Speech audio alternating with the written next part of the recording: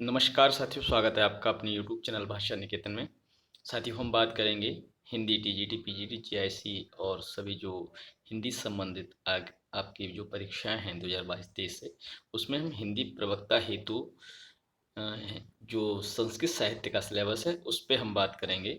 और साथियों, हमने उसमें जो भी रचनाकार उनकी रचनाएं उसमें भास, कालिदास, भारवी, माघ, दंडी, भवभूति, श्रीहर्ष, मम्मट, विश्वनाथ और राजशेखर में हमने भास को इससे पहले पढ़ लिया है और आज हम बात करेंगे कालिदास पर। और चलिए हम कालिदास को पढ़ेंगे और वीडियो शुरू करेंगे। उससे पहले चाहेंगे आप हमारे चैनल पर नए हैं तो सब्सक्राइब प्लीज़ ज़रूर कर लें, और वीडियो पसंद आए तो लाइक और शेयर करें। और अगर वीडियो अच्छी लगती है तो आप अंत में कमेंट सेक्शन में ज़रूर बताएं। तो चलिएगा देखते हैं महाकवि कालिदास का परिचय। तो साथियों, महाकवि कालिदास का हम परिचय इस वीडियो में करेंगे। तो उसमें सबसे पहले हम इसमें सामान्य सी जो बातें हैं उसको हम जानते हैं। देखिएगा, महाकवि कालिदास की बात करेंगे तो सबसे पहले हम बात करते हैं उनकी पत्नी का नाम विद्योत्मा था। और विद्योत्मा एक बहुत ही विदुषी महिला थी जो जिन्होंने संकल्प किया कि वो एक बहुत ही विद्वान या खुद से विद्वान व्यक्ति से शादी करेंगी। तो इस रूप में उन्होंने एक कह सकते हैं तो एक शास्त्रार्थ के लिए विद्वान आए। तो उसमें सभी विद्वानों को उन्होंने जब आचार्यों को हरा दिया तो जो आचार्य थे या विद्वान थे उनको बड़ा बुरा लगा, और उन्होंने संकल्प किया कि यदि मैं एक ऐसा व्यक्ति ढूंढूंगा जो विद्युत्मा से बिल्कुल मूर्ख हो, और लेकिन ज़बरदस्ती किसी तरह हम इनकी शादी करा देंगे तो इनको जीवन भर भुगतना पड़े। तो इस संदर्भ में उन्होंने यह जो प्रण किया। उसके बाद जब वो आगे जाते हैं चार लोग तो उनको कालिदास मिलते हैं, और कालिदास की स्थिति ये रहती है, ये कहानी है, एक कथानक है, सच है झूठ ये कहा नहीं जा सकता। तो उसके आधार पर जब ये वहाँ पहुँचते हैं तो देखते हैं कि कालिदास जिस पेड़ की डाल पर बैठे हैं उसी को कुल्हाड़ी से काट रहे हैं। तो वो समझ गए कि ये मूर्ख ही है। तो इस तरीके से वो कालिदास जी को ले आए, और कालिदास जी को विद्युत्मा के सामने लाकर उन्होंने कहा कि देखिएगा, ये जो हमारे गुरुजी हैं ये बहुत ही विद्वान हैं, और ये मौन मौन ही रहते हैं, और इनकी बातों का जो जवाब है हम आपको देते रहेंगे। तो आप शास्त्रार्थ इनसे करिएगा। तो विद्युत्मा जी करती हैं तो बताते हैं, कहा जाता है, सुना है कि विद्युत्मा एक उंगली दिखाती है, माने कि ये ईश्वर एक है। तो कालिदास जी दो उंगली उठा देते हैं, कहते हैं कि नहीं। तो उन्होंने जब विद्वान आचार्य ने बताया कि गुरुजी का कहना है कि ईश्वर एक नहीं, ईश्वर के अलावा ईश्वर और जीव दो हैं। उसी तरीके से उन्होंने जब 5 उंगलियां उठाई हैं विद्युत्मा ने, तो कालिदास जी समझते हैं कि वो हमको थप्पड़ मारने की कह रही हैं, तो वो एक मुट्ठी बंद कर लेते हैं। लेकिन उन्होंने ये कहा है कि ये जो है पंच पंच तत्व के बना शरीर है ऐसा कुछ। तो उसके बाद वो मुट्ठी बंद कर लेते हैं, वो समझते हैं कि ये हमको मारेंगे, तो वो घूंसा दिखा देते हैं। इसी तरीके से वो बताते हैं कि इन सब का एक ही जो स्वरूप है, इन सब का मतलब मुट्ठी से समझा देते हैं कि सबको मिलकर एक तत्व बना है। इस तरीके से ये किंवदंती है। तो शास्त्रार्थ में बताया जाता है कि कालिदास को वहाँ पर आचार्यों ने विद्वान सिद्ध करा के उनकी वहाँ शादी करा दी है। लेकिन अंत में सब उनका पर्दाफाश हो जाता है, और जो भी बातें हैं वो सामने जब आ जाती हैं तो विद्युत्मा उनको त्याग देती हैं और कहती हैं आप यहाँ से चले जाइए। और अंत में जब वो वहाँ से प्रण करके जाते हैं कि जब तक मैं विद्वान नहीं बनूंगा तब तक घर नहीं लौटूंगा, इस प्रकार से जब वो आचार्यों के, विद्वानों के, गुरुओं के संपर्क में रहते हैं और बहुत ही विद्वान कालिदास की उपासना करते हैं, वो बहुत विद्वान बन के वापस आते हैं। इस तरीके से ये कहानी है। तो चलिएगा हम बात करेंगे। पत्नी विद्युत्मा है और ससुर उनके जो हैं शारदानंद हैं, और मित्र लंका के राजा कुमारदास हैं। देखिए, यहाँ कुमारदास उनके मित्र हैं कालिदास के मित्र कुमारदास हैं। ठीक है, चलिएगा अब बात करेंगे इनका समय। और साथियों, मैं एक बात बताऊं, देखिए ये जो समय वगैरह है ये सब अनुमानित है। तो समय इनका ईसा पूर्व प्रथम शताब्दी माना जाता है, और जन्म स्थान उज्जैनी माना जाता है। और मतलब यहाँ कहीं कहीं काश्मीरी लोग, बंगाली लोग जो अपने अपने बताते हैं कि यहाँ के हैं। और जाति और गोत्र इनका ब्राह्मण है। ठीक है। अब हम बात करेंगे इनकी जो प्रमुख रचनाएं हैं उन पर बात करेंगे। तो सबसे पहली इनकी जो रचना है साथियों, वो रचना है आपकी ऋतु संहारम। कौन सी है? ऋतु संहारम। और यह है साथियों एक गीत काव्य है। क्या है? गीत काव्य। ऋतु संहारम एक गीत काव्य है। और कुमार संभवम ये एक महाकाव्य है।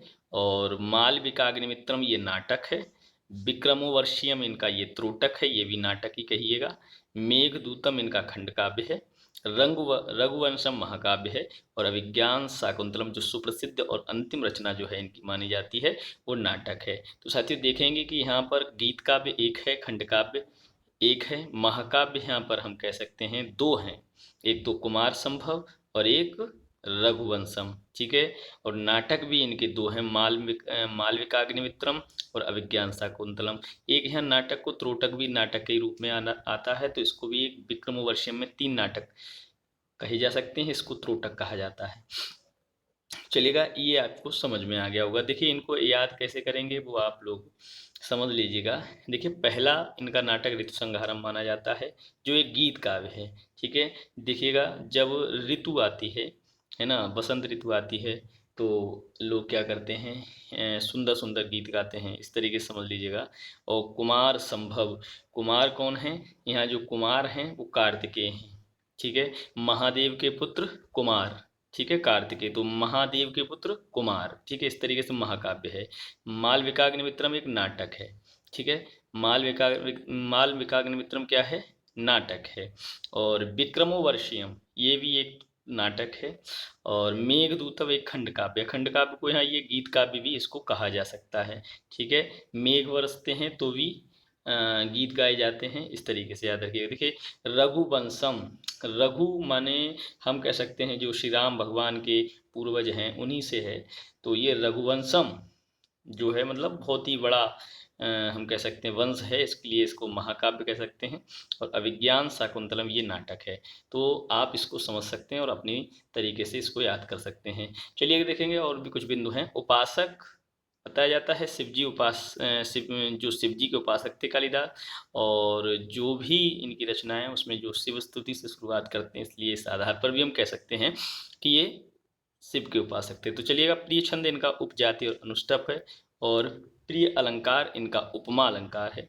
रीत एवं गुण इनके वैदर्भी रीति एवं प्रसाद गुण है। जे देखिएगा रीत जब वैदर्भी रीत कहीं आती है तो प्रसाद गुण स्वयं उसमें हो ही जाता है। अब बात करेंगे प्रिय रस इनका श्रृंगार रस है। ठीक है, प्रिय रस इनका कौन सा है साथियों? श्रृंगार रस है। चलिएगा देखते हैं हम आगे। और साथ ही इनकी यहाँ जो कृतियाँ हैं उनमें और अन्य कृतियों में काली स्तोत्र है, गंगाष्टक है, ज्योतिर विदाभरण है, राक्षस काव्य और ऋतुबोध है। ये 5 इनकी प्रमुख कृतियाँ हैं। ये भी आप याद कर सकते हैं, जान सकते हैं। तो कभी कभी पूछ लिया जाता है कि इनमें से प्रमुख कृतियाँ कौन कौन सी हैं, लेकिन सभी लोगों को ज़्यादातर 7 कृतियाँ मुख्यतः याद हैं, लेकिन ये 5 ये भी आप याद कर लीजिए। कभी कभी पूछा जा सकता है कि काली स्तोत्र किन की रचना है, या गंगाष्टक किसकी रचना है, या ज्योतिर्विदाहरण किसकी रचना है, या राक्षस काव्य किसकी, या श्रुतबोध किसकी। तो ये सब आप याद कर लेंगे तो आपको समस्या नहीं होगी, तो इनको याद भी कर लें। चलिएगा देखेंगे एक एक करके हम महाकवि कालिदास की जो कृतियां हैं उनके महत्वपूर्ण तथ्य कौन कौन से हैं, वो भी सब हम उन पर प्रकाश डालेंगे। तो चलिए सबसे पहले हम बात करेंगे ऋतु संहारम। तो साथियों ऋतु संहारम में हम बात करेंगे कालिदास कृत काव्यों में यह निम्न श्रेणी का ग्रंथ माना जाता है। कुछ विद्वानों के मतानुसार यह कालिदास ग्रंथ नहीं है। देखिएगा इसको कुछ लोग इसको कालिदास का ग्रंथ भी नहीं मानते, परंतु उनकी यह शंका निर्मूल है। कालिदास को ऋतु वर्णन अति प्रिय है क्योंकि उन्होंने अपने काव्यों में किसी न किसी ऋतु का वर्णन किया है। तो ऋतु का वर्णन करने का जो मान्यता है वो कहा जा सकता है कि ऋतु संहारम कालिदास की ही रचना है। तो चलिएगा देखते हैं कुमार संभव और इत्यादि में। देखिए कुमार संभव में बसंत ऋतु का वर्णन किया गया है। विक्रमोर्वशीय और मेघदूत में वर्षा ऋतु का वर्णन किया गया। देखिए मेघ वर्षा, ठीक है, और विक्रमोर्वशीय वर्षा, इस तरीके से याद रखेंगे। ठीक है। और अभिज्ञान वर्षा, जहाँ पे मेघ माने भी वर्षा, वर्षा माने भी, इस तरीके से याद रखना। और अभिज्ञान शाकुंतलम में ग्रीष्म। ठीक है, अभिज्ञान शाकुंतलम ग्रीष्म। और रघुवंशम में सभी ऋतुओं का वर्णन है। इस तरीके से आप याद कर लें। देखिए ऋतु संहारम काव्य गीत काव्य में कुल 6 सर्ग हैं। कितने सर्ग हैं साथियों? 6 सर्ग माने जाते हैं और प्रत्येक सर्ग में 16 से लेकर 28 श्लोक हैं। इन सर्गों में क्रमानुसार 6 ऋतुओं का वर्णन किया गया है। उपमा कालिदासस्य श्रेष्ठ। महाकवि के काव्य में उपमाएं मंडल के ज्योतिरंध्रों की भांति व्याप्त हैं। ठीक है, उपमा कालिदास की श्रेष्ठ मानी जाती है। और इसमें गीत काव्य जो है श्रीत श्रृंगार, उसमें 6 सर्ग हैं। इसमें 16 से लेकर 28, प्रत्येक में सर्ग में 16 से 28 तक के श्लोक हैं। ठीक है, और 6 ऋतुओं का वर्णन इसमें इन सर्गों में किया गया है। चलिए अब हम देखते हैं कुमार संभव, जो अगला आपका अगली रचना है। और दिखेगा कुमार संभव। अब तक प्राप्त हुई कुमार संभव की प्रतियों में 17 सर्ग हैं। कुछ का मानना था कि इसमें 22 सर्ग हैं। ठीक है, विद्वानों के मतानुसार यह काव्य कालिदास पूर्ण नहीं कर सके और 8 सर्ग ही इसके कर पाए थे। इस काव्य में शिव पार्वती के विवाह से लेकर कुमार अर्थात कार्तिक की जन्म या उत्पत्ति से लेकर तारकासुर आदि असुरों के संहार तक की कथा का वर्णन है। तो कार्तिकेय जो शिव पुत्र हैं वो कुमार संभव माने कुमार जो हैं उन्हीं के नाम से इसमें रखा गया है। चलिए अब हम देखते हैं। इसमें प्रथम सर्ग में हिमालय का मनोहारी और सुंदर चित्रण किया गया है और तीसरे सर्ग में आकस्मिक वसंत ऋतु के आगमन से वनश्री का वर्णन है और चौथे सर्ग में यहाँ रति विलाप है। इसको आप याद कर लें। देखिएगा पंचम सर्ग की बात आएगी साथियों, तो इसमें बटु वेशधारी शिव तथा तपस्विनी पार्वती का संवाद है और इस काव्य में श्रृंगार के संभोग विप्रलंभ, इसको वियोग कह सकते हैं, संयोग या संभोग कह सकते हैं, दोनों भेदों की कथा है और करुण रस की प्रधानता इस काव्य में या इस रचना में मिलती है। अब हम अगली बात करेंगे मालविकाग्निमित्रम। देखिए साथियों, मालविकाग्निमित्रम की बात करेंगे तो इस नाटक में राजा अग्निमित्र की कहानी है।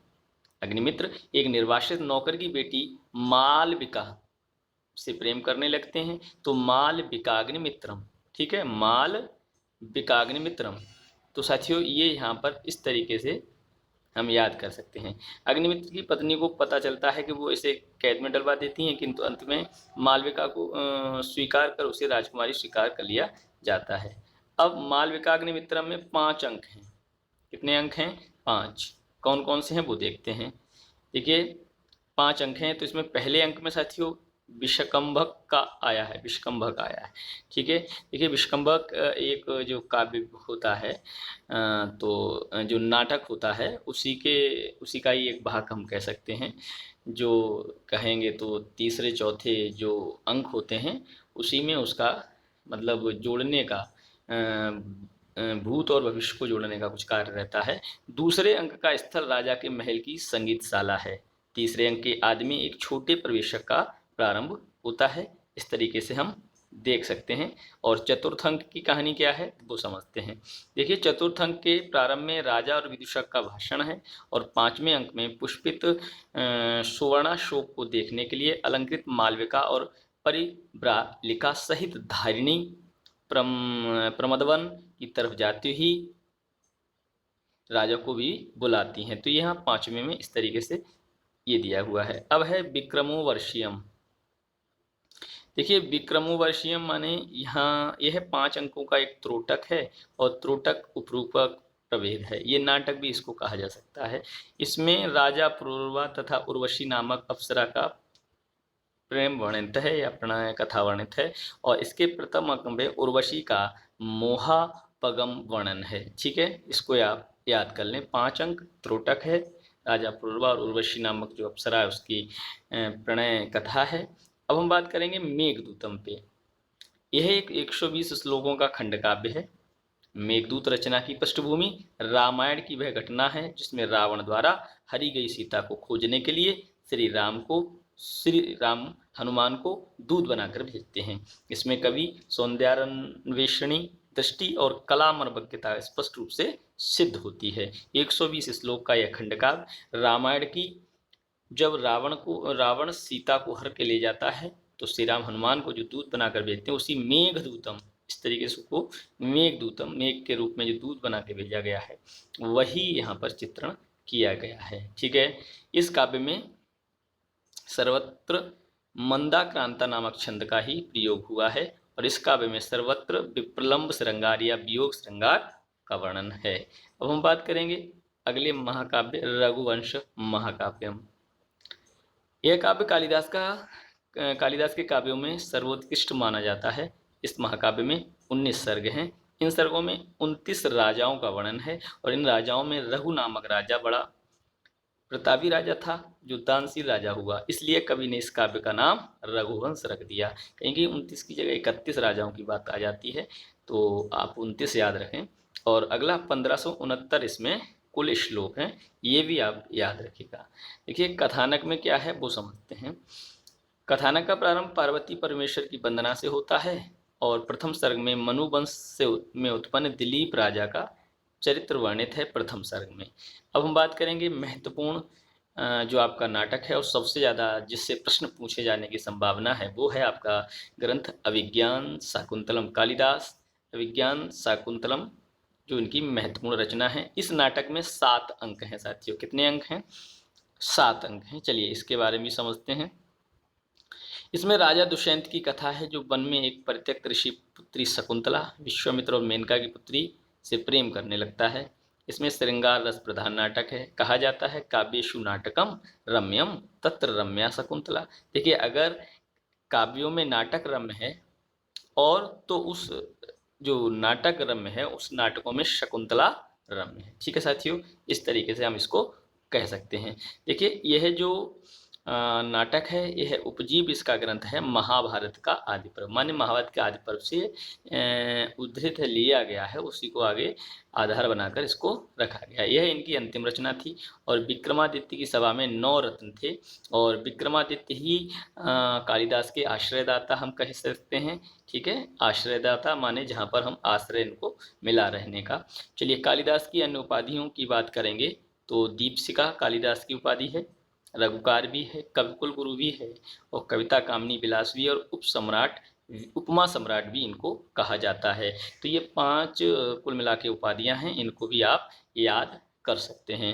ठीक है साथियों, चलिए देखेंगे कुछ महत्वपूर्ण कालिदास के बारे में कुछ तथ्य हैं वो भी देख लेते हैं। देखिएगा काली देवी की उपासना से विद्या प्राप्त की। विद्या प्राप्ति के बाद कालिदास का कथन अनावृत कपाटम द्वारम देहि। जब विद्या प्राप्त करने के बाद विद्वान होने के बाद जब उन्होंने जो संकल्प लिया उसको पूर्ण करके आते हैं तो वो अपने घर आकर कहते हैं कि अनावृत कपाटम द्वार देहि, दरवाजे खोलो। इसके उत्तर में पत्नी विद्युत्मा का कथन है कि अस्ति कश्चित वाग विशेष, लगता है कि कोई विद्वान है। तो ये भी आप याद कर लें कि किसने क्या कथन कहा है, तो आप जानकारी इसकी भी आप कर लीजिएगा। तो साथियों ये हमारा जो बिंदु है वो आज कालिदास पर था और कुल मिला के 10-12 जो रचनाकार और उनकी रचनाएं ये बिंदु है। इसमें 10-12 रचनाकार हैं, उसमें से हमने 2 को आज यहाँ पढ़ लिया। एक एक करके कोशिश रहेगी जल्द आपकी ये सब निपटा के आपके संस्कृत व्याकरण पे भी बात चली जाए। और साथियों हम अभी तक देखिए जो हमारे पूर्णचंद टंडन की जो पुस्तक है, सरस्वती पांडे की जो पुस्तक है, उससे हम दोनों पुस्तकों से हम अधिकतर वीडियो बना चुके हैं और आगे भी कार्य उस पर हम कर रहे हैं। तो सचिव वीडियो आप देखते रहिएगा और पूर्णचंद टंडन से जो भी वस्तुनिष्ठ प्रश्नों की जो सीरीज चल रही है उसमें 15 वीडियो बन चुके हैं, तो आप वहाँ से अपना क्लियर करते चलिएगा। और वो एक तरीके से टेस्ट सीरीज जैसा ही है, उसमें 50-100 ऐसे प्रश्न हम वीडियोज़ में कराए हैं, तो आप अपना अनुमान लगा सकते हैं टेस्ट की बात उसको करके। ठीक है साथियों, और भी हम वीडियोज़ बना रहे हैं, उनमें आपका सहयोग मिलता रहे और पढ़ते रहिएगा। शुभकामनाएं हमारे साथ हैं। तो फिर मिलते हैं अगली वीडियो के साथ और चैनल को सब्सक्राइब कर लें। तब तक के लिए नमस्कार, धन्यवाद।